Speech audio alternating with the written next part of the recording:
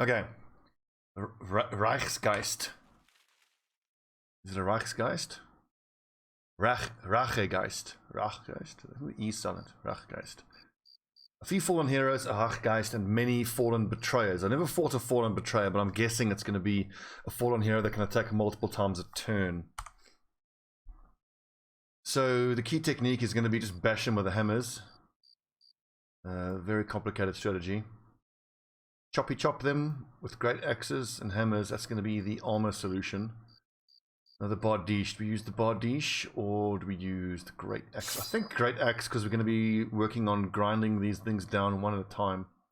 So therefore the split damage is going to be less useful. Let's wait for the daytime fight. Because my archers need to get a few shots off.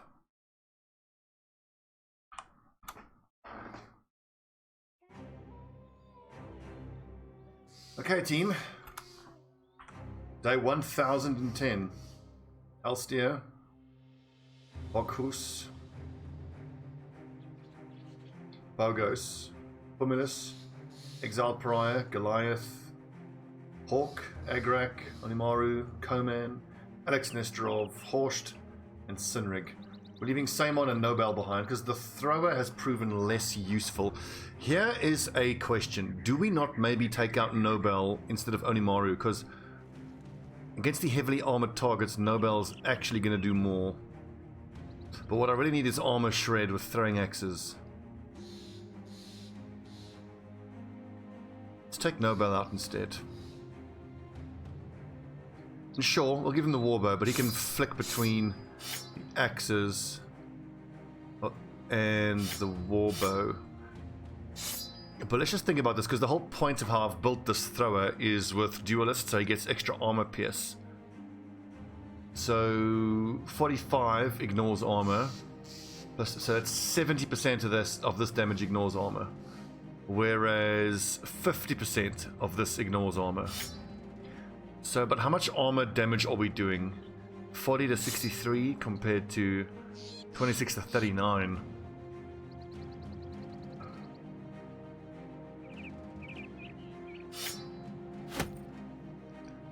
Let's go javelins. Well, why not? We'll get a mix of both. We'll get a mix of both.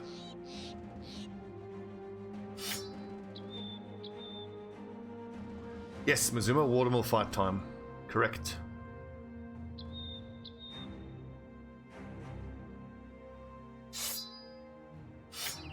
Wish I had been able to secure more heavy throwing axes.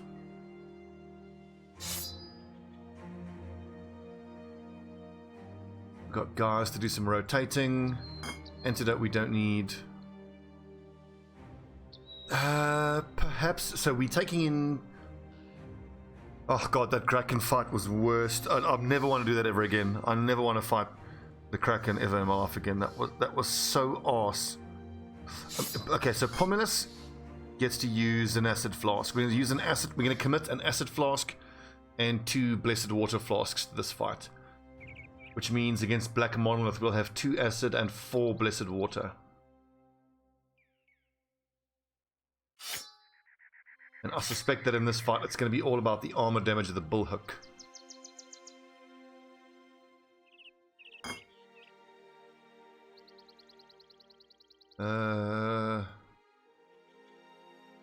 So we'll make you immune to stun and fear and mind control. Immune to stun. It's a dog situation. Could be better. Anybody's morale particularly low? 47 there's the lowest.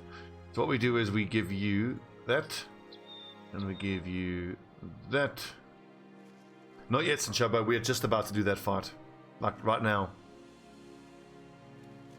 Immunity to rooted by nets or grasping vines, which I don't think is going to be an issue. We've got 2 basic dogs there, but I don't want to just sacrifice them, which is what I would be doing. 52, 50, 52, 51.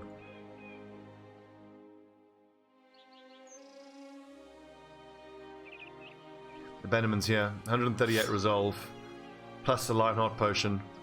Do we? I think I'm actually going to take in the second Lionheart potion because it only lasts, what, 4 turns? Okay. First attempt at the Watermill Fight. So I think a key, not knowing anything about this fight, I just imagine that the key thing is going to be disarming the most dangerous enemies.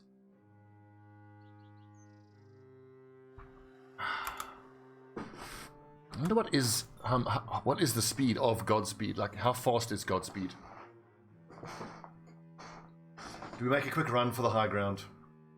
Always. Okay, so we got some scary weapons here. That's a basic longsword. We got a basic bitch. Level 2. I'm seeing a surprising amount of level 2 weapons. 1, 2, 3, 4, 5, 6, 7 out of the 12 are level 2 weapons. But I have to imagine that the Fallen Betrayers attack twice a turn. And there's some dented armor. So early signs are good. Battle Forged, Double Grip Battle Forged.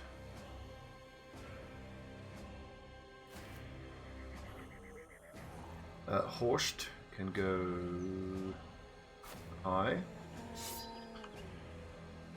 Okay, I think we can leave Elstier to hold that side of the flank on the high ground. We pull Sinrig down. Having Boghouse and Exiled Pariah on the high ground, I reckon, is going to be the key thing. Give them the height advantage and therefore the best chance at being able to disarm. Okay, so if I'm going to put Pomulus... Okay, here's what we do. We put Goliath here for the AoE swing. Then Pomulus can stand there.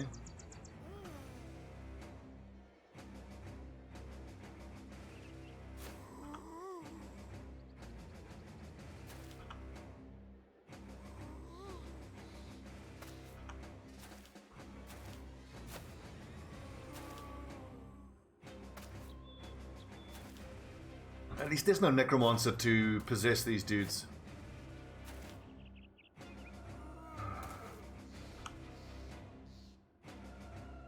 I kind of haven't put Nobel in the best spot.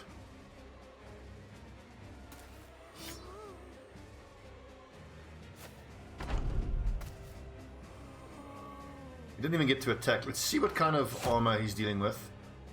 So we did 40 armor damage. If that's 40, it looks like he's got 400 body armor.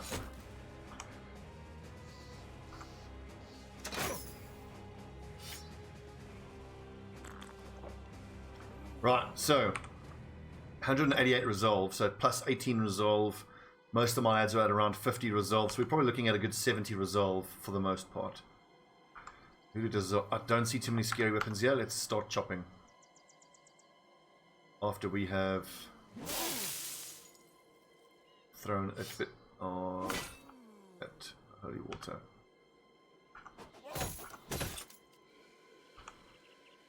Focus. That's the most important thing you can do, mate.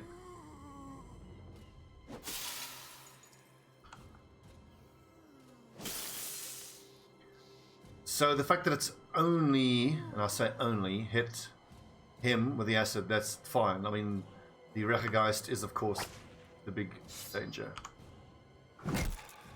Oh yeah, no worries. But I'm guessing he's going to start screaming, based on that sound that he made.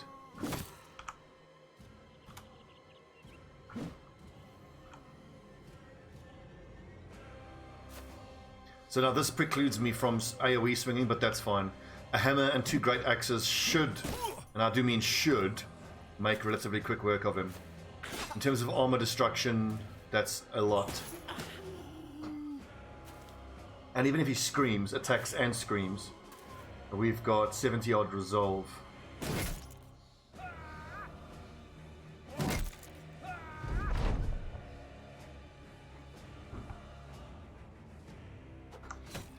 Just out of curiosity, let's look at the numbers here.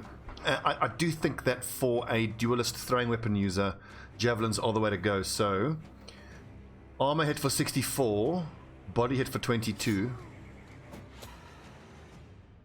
Look at that. So, armor for a little less, 20 less armor, but double the hit point damage. So, yeah, as we thought a while ago when we made this throwing build, if you are going to go throwing specialist and duelist, don't bother with the axes. Just use the best javelins you can get.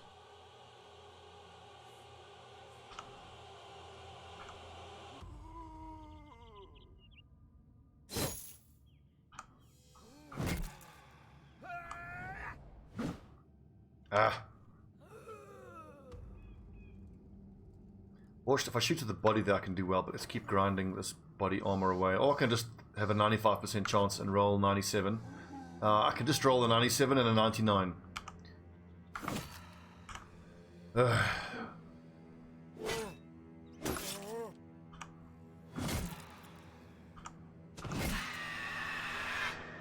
That's interesting. No wonder I was told. Make sure you have resolve.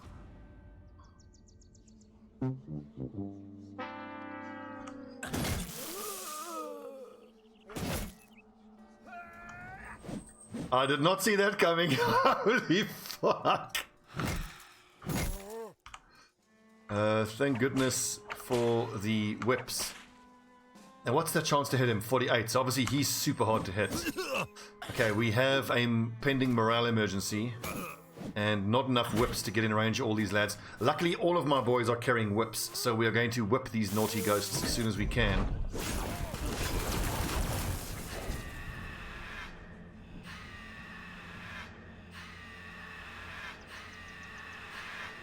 Ned, thanks for the raid. Bring out your dead. Is it even worth throwing at this dude? 5%. No, it's not worth throwing at him. Okay, so that is the third 95% chance we've missed in a row. Everyone drop dogs. Any chance to kill? Okay, I think we got one more turn left of this resolve boost. 45% chance. Do we just keep going for the Rachegeist? I think we do. No, I have a chance to kill a ghost, so we do that.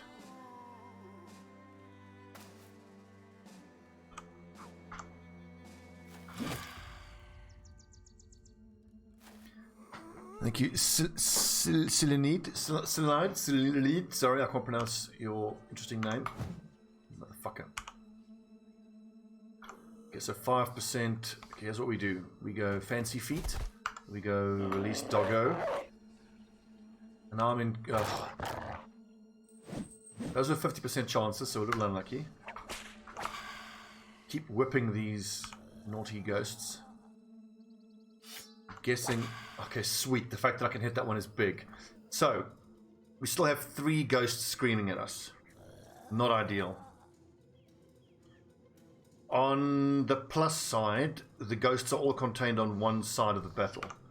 The Glowing Eyes is a mod which helps you keep track of who has Battle Fury, Battle Rage, Bloodlust. What's it called again? Killing Frenzy.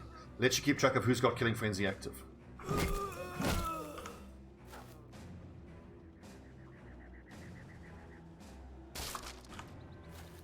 So, the plan now is to... Okay, he's obviously quite hard to hit. I need to free up at least 1, maybe 2 of my whip users, and these geists have to be number 1 priority.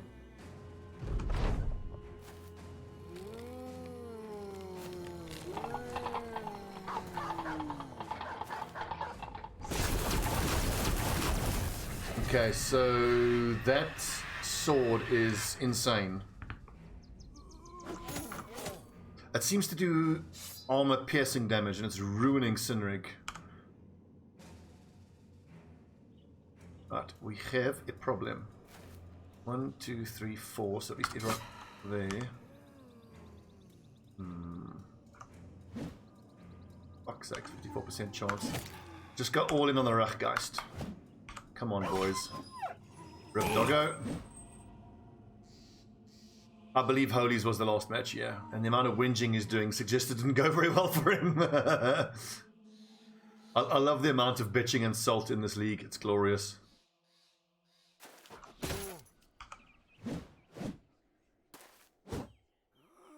You all know how I feel now in the first league.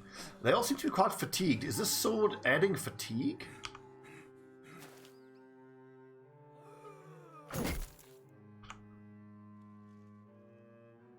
And can I whip that ghost? If that ghost attacks again, we got problems.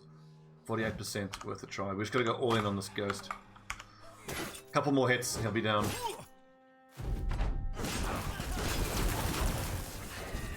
Look at that. Jumps multiple times to one brother.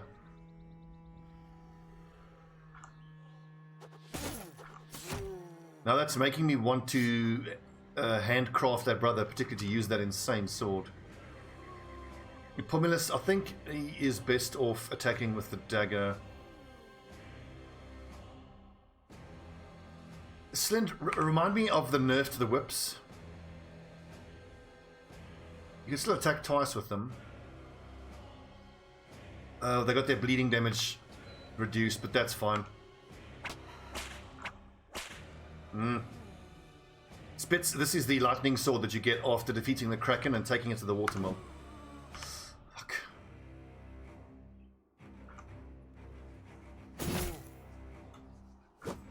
Come on, boys. He's down. Get him.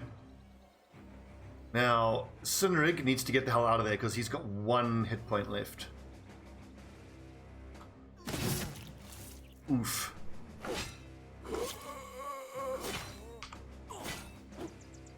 Okay, so the southern flank is collapsing. We shall address that momentarily. Ow, what the fuck?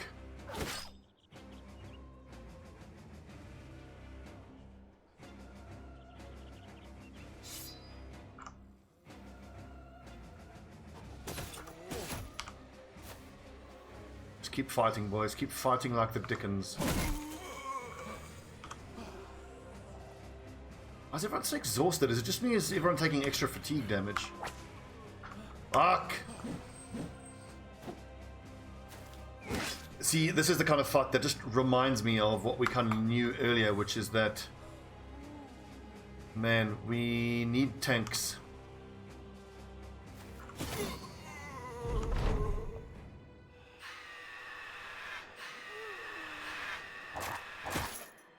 Brave doggo. Brave doggo.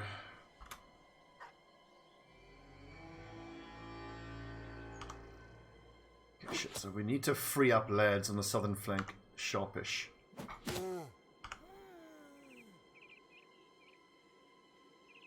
I got to stand there and I keep whipping. I'm telling you, man, if you don't have whips against undead, you're gonna have a bad time. Pomulus, you're still doing okay. Pomulus needs to just make sure he gets in line to whip that naughty ghost.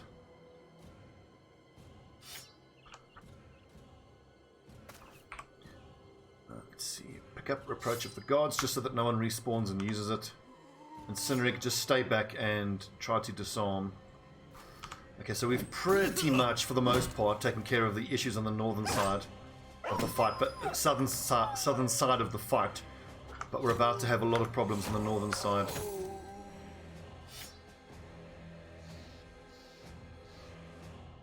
I did, Hurricane. I did. But honestly, I want to just wrap up this campaign. We got to wrap it up. I want to do this fight, and then do Black Monolith. Then after Black Monolith, it's just the Barbarian Sea of Tents, and we are donezo. I want to wrap up the campaign ASAP so that I can take a break. And be rested for when Blazing Deserts is out.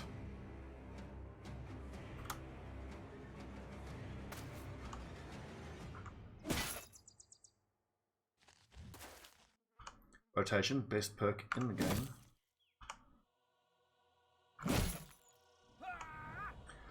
The Crepuscular Sword bends purples and oranges until it seemingly carries twilight itself in its fuller. Held to the touch, one cannot tell if they are being burned or chilled. Magic or well-crafted, whatever the weapon is, it vibrates as though it were fighting off power immense, and you need only swing it to find the steel's true charge. So what I'm hoping we're going to do is we can get the potion of, I think it's called Forgetfulness, and Pomulus, who's got nice stats, but was leveled incorrectly. I want to re-level him. With that amount of damage, I might even level him as a shield and sword expert. Put him in the center of the formation and just proc that beautiful, beautiful lightning damage.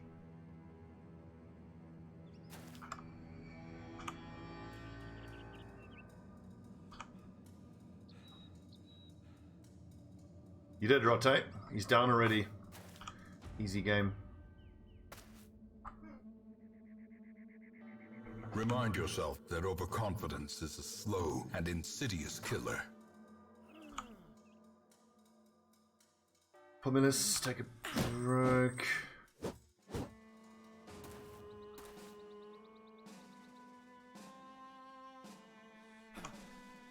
Is it SI or S Cylinid? Sounds like a Gaelic name. Why are my lads? I need to take a look. It feels like my giant cleaver lads are only. I feel like their AP or their fatigue is being affected by the fallen betrayers. Very interesting. Very interesting.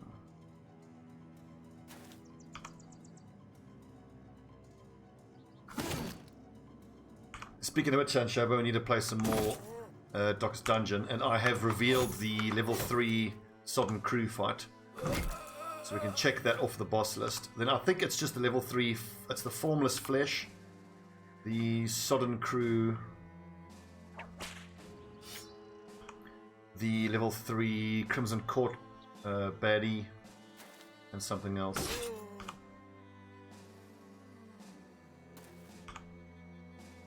We're getting there. Oh, who's struggling? Exiled Pariah is struggling. Can't beat Warhammers. Ouchie.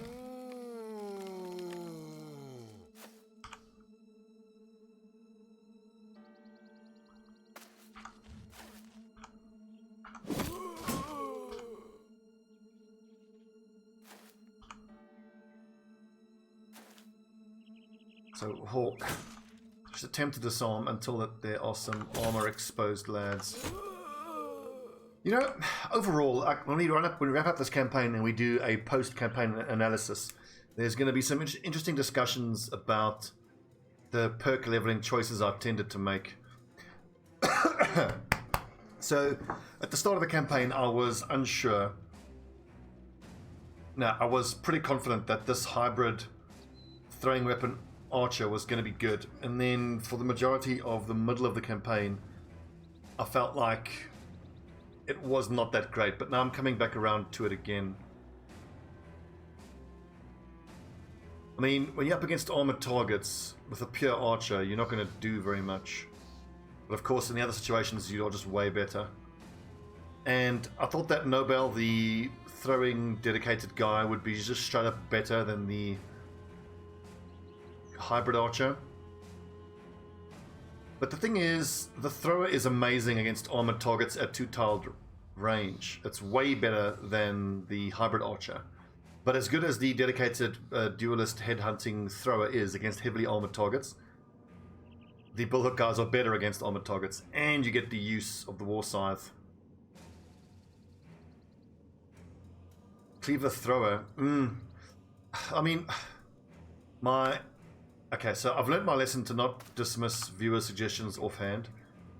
However, I have never, in the almost 2,000 hours of Battle Brothers, been a fan of or been at all convinced by hybrids in the sense that they are melee and ranged hybrids.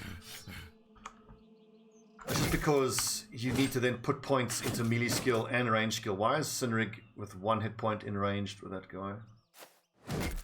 So what I mean about the hybrids is, if I'm going to build a hybrid, it will be like a polearm guy who will shoot. Yeah, so like Coman is a good example. The closest I'll go to a true, I'll never build a true hybrid. I'll build like what I would call an off hybrid, an incidental hybrid. Like Coman, he started with 46 range skill, but he still has quick hands and bags and belts. So he's kind of a hybrid. He can shoot the crossbow whenever it hits, it's a pure bonus, but most of the time he'll be doing his damage with melee weapons. If you have a brother who has to attack with a melee weapon every turn and or a ranged weapon every turn, I still think you're always going to run into that problem that no matter what he's attacking with, he's always not making use of half his attacking ability. And it's very glass cannon-y, which in these big scary fights proves to not be viable. Helmet restrictions also make it more difficult. Agreed.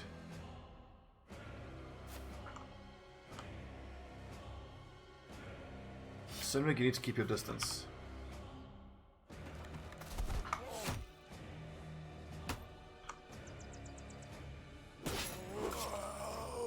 Down you go, you big bastard.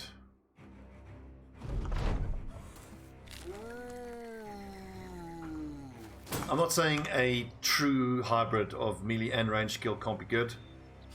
I just really don't favour them.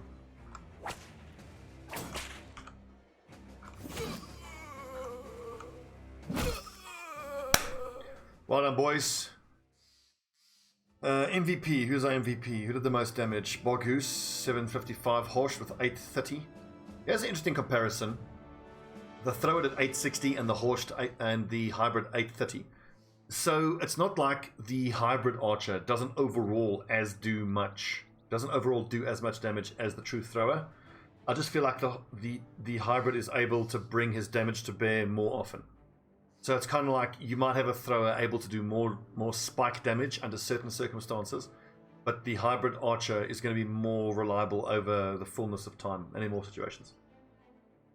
So you have to have a guy with Eagle Eye and a -1 Vision Legendary Helmet. Yep, and he has to have the stats. Yeah. Amazing. You need to see 100 on each stat to be decent. 80 plus each easy. Well, the thing, my problem with that is, it's okay. Look, if you're defending a build by how it'll be when the character is level 15 or enough, level 15 or higher, that's fine. But I think for most rubbish players like me and most normal players, you need to consider what it's like to get that player, that character up to that level. What's my point? I'm missing my point. So look at the leveling up screen. If I want to give Pomulus max melee skill and max range that he can have, you're gonna, because you're only level 3 every turn, you'll have to compromise on either hit points, fatigue, resolve, or melee defense. Now for my guys, I get all of them up to 50 resolve and 75 hit points. And then at that point, I'll just dump everything else into fatigue, melee defense, and melee skill.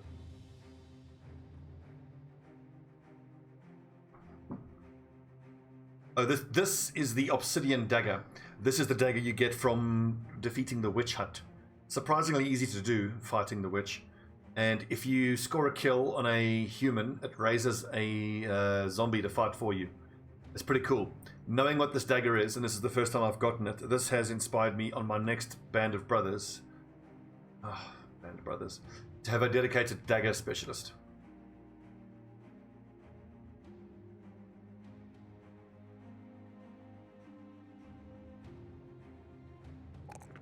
Melee skill, let's see. Fatigue. Well done, boys. Well fought. I think the lads have earned some well-deserved R&R.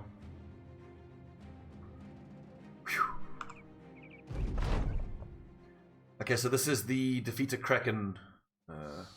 In your dreams it dwells, a slick bulbous head, wimpled with lily pads and combed kudzu, and its breath lifts the mire like the gargle of a cauldron's broth. Its tentacles writhe in the penumbra like shadows upon shadows. So it is here, in the far, far dark, a void into which it has carved a place and become an idle horror. When it appears in your dreams, it is such that you have gone to it. You enter the blackness and step forward, hand out, but that's all you do. You never truly draw near. Sometimes your dreams will be of something else, but you know the beast is out there somewhere. You only need to open a door or walk down some steps and you will find it and its domain again. You need not talk to your men to know they dream of it too. The world has come to know your slaying of the Kraken, but they see it in hearsay. They see it as something drawn by a mother's tongue to rush a child to bed, or a father emboldening his kin by speaking to man's triumph over terror. But they don't see it. They see the rumor, not the monster, and they treat the Damagink as living legends. And like legends, with each day the men of the company fade from the tales and are replaced by proper heroes, every corner of the earth fashioning a more valiant victor over the creature. A common sellsword would never brave such a beast, they say. It was the knights of the east, the king's god of the north. Vanity has taken your place. But the brothers you battle with know the truth, and even a dying truth is well enough to get on. So there in the dark it dwells, and there you visit it often. What other hunter can claim a feat such as this? I want to see what you guys are writing here, so hang on. I genuinely think true hybrids are easiest to pull off with the cultist background if you are planning to go into the late game. The boons you get from being a cultist of Dovekul actually free up enough points to where you can neglect fatigue, HP, and resolve to spread out into other categories. Yeah, I suppose so. It seems like niche of niche, though. And in the biggest of big fights, when you're getting swamped, you can have a situation where you have a brother who's going to have subpar melee defense and he's just going to die. Dagger Specialist can be very effective, fearsome, and shield mastery. No duelist needed. It allows them to fear multiple orc warriors. They are not good against non-orc human enemies usually. Yes, I agree. And I would also point out that against human enemies... Wait, do I fight these webnecks? I need poison. Fight them later. Against human enemies, it's not uncommon if you have even one Dagger Specialist. Now, what I typically tend to do is, in a formation of 7 up front, 5 at the back, the front and center guy will be the Dagger Specialist, and he'll be flanked by 2 Axe Specialists. So the job of the Axe Specialist is just to break shields and facilitate to allow the Dagger guy to go to work.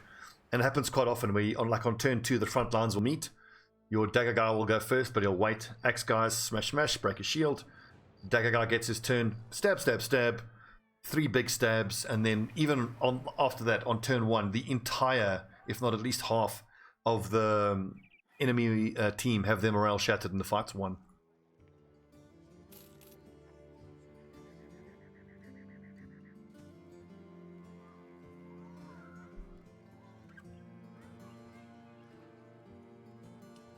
Well, I mean, I agree absolutely, Mazuma, but I would always go back to what I keep banging on about quite often, which is that part of the beauty of this game is that there is no wrong way or objectively right way to build anyone. All you have to do is know what you're trying to do and know how you're going to do it and stick to it and avoid the situations that's going to expose the weakness in your tactics. Which is why, because I'm not the greatest or most consistent player, I like to favor versatility, which is why you see me stocking weapons.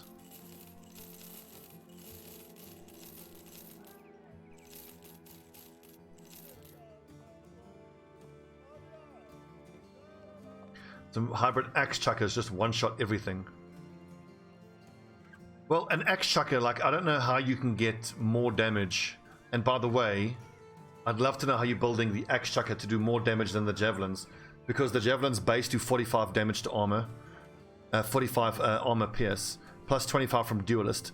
So you've got 70% of 30 to 45 just flying straight through armor. And if it procs to the head, 70% of total damage, increased by 50%. You can do over 100 hit point damage with a single javelin.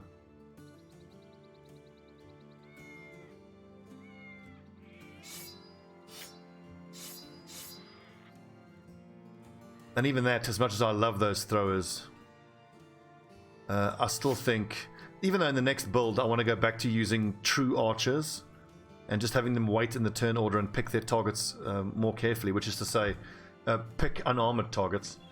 I still overall like the hybrid thrower. Well, the reason I did this was because I got tired of my pure archers having to wait for an unarmored target to hit, whereas with Horsch, with his quick hands, he can shoot from range as the enemies approach them. If he is 2 tiles away from an armored target, switch to a bundle of heavy throwing axes. You do 40 to 63 damage to armor, which I think is increased by 40%. You can shred like 60 armor per throwing axe. It's like 120 armor shred per turn. Really good. And with quick hands, you can flick in between the armor dealing weapon, armor damage dealing weapon, and the max HP dealing weapon of the warbow. And for his throwing, you use axes rather than javelins because I can't afford in this build to take duelist. I like this because with bullseye, you can pick off enemy archers, and then when the heavies come into range, you quick hands to throwing weapons. A nimble is all you need to stay alive, and with killing frenzy and berserk, that's plenty of damage. Like with a thrower, let's look at this build here for Nobel. I think I might have been able to squeeze more damage out of him, like with Executioner. But the thing about Executioner is it does nothing against undead, whereas at least if you hit the head more often, you're doing the extra head damage.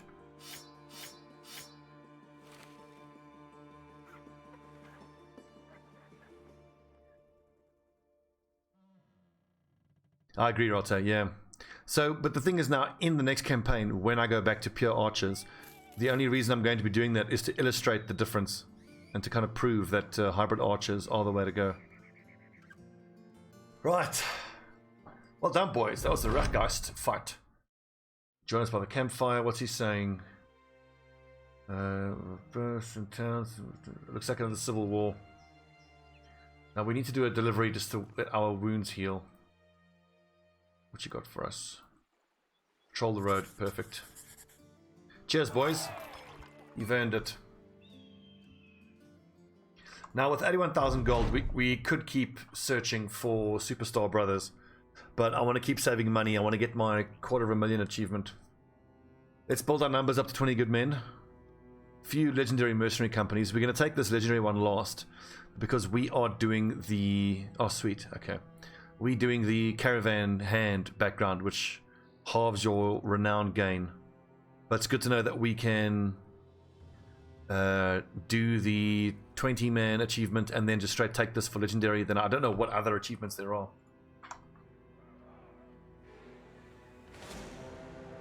Brigand Hunters, no thanks. And of course we'll keep buying legendaries as and when we find them. 342 for 33. 340 for 33.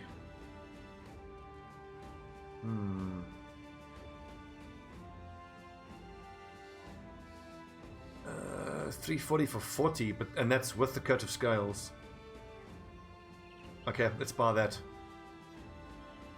Just Agonarch, before you chortle too self-satisfactorily into your tea, don't forget that with any other warband, this would be 10,000 resolve. 89, 110, 130, 150. Yeah, it's just, yeah. I was going to make sure that you weren't being a dick. Always assume chat is being a dick.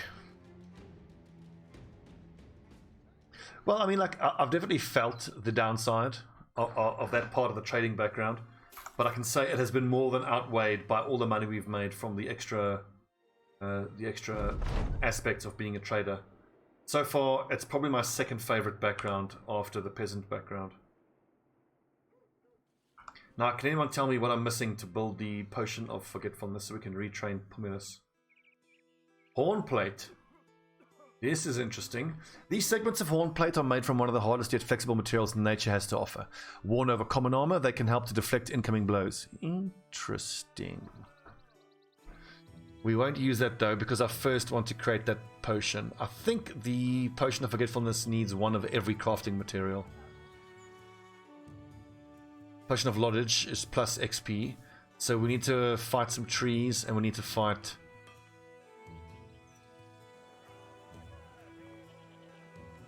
I think we can craft one of these hornplate things. Just want to see what it does.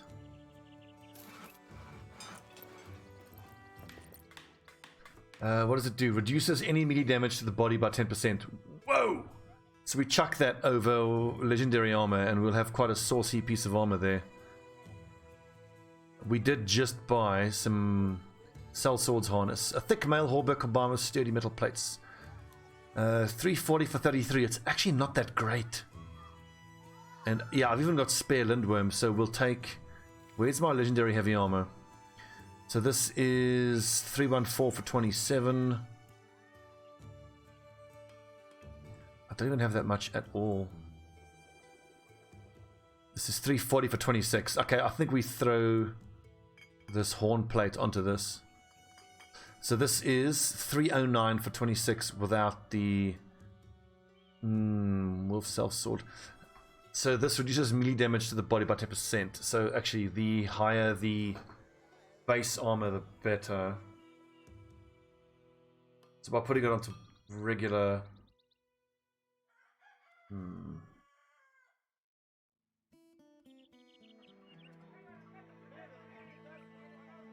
Okay, then in that case, that legendary armor is the way to go then. And Elstier is the most important bro, so I'll give it to him.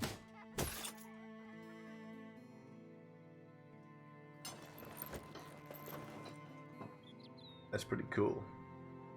So 342, any damaged by 10%. I wonder if that's calculated before or after Battleforged. I'm guessing before. So let's say we take 100 points of armor damage, becomes 90, then reduced by Battleforged.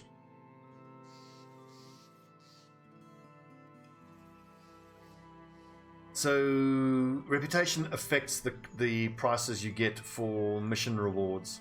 So as you become more and more famous, you get more money from mission rewards.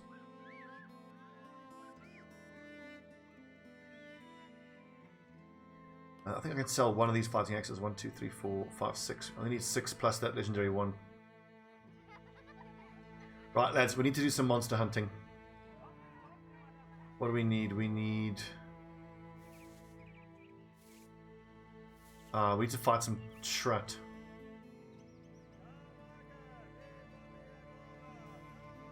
I agree, Agonak. I've seen Hedge Knights pretty much from day one. I mean, you obviously can't afford them, but...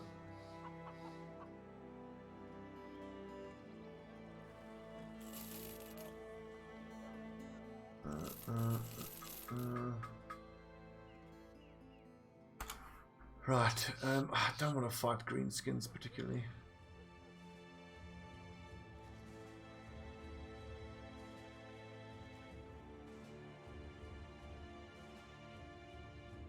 What's in there?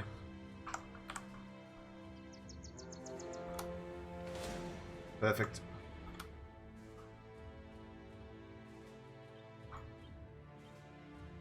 $800. Bust that out in a weekend. Okay, for those of you watching on YouTube, let's take a little break. When we come back, let's just complete this mission. Get everybody healed up, get all the armor fixed. And then, I think that before we do the Black Monolith, I want to retrain Puminus as a sword specialist so that he can use the legendary sword. Which means we've got to grind a few animals to complete that retraining potion. Okay.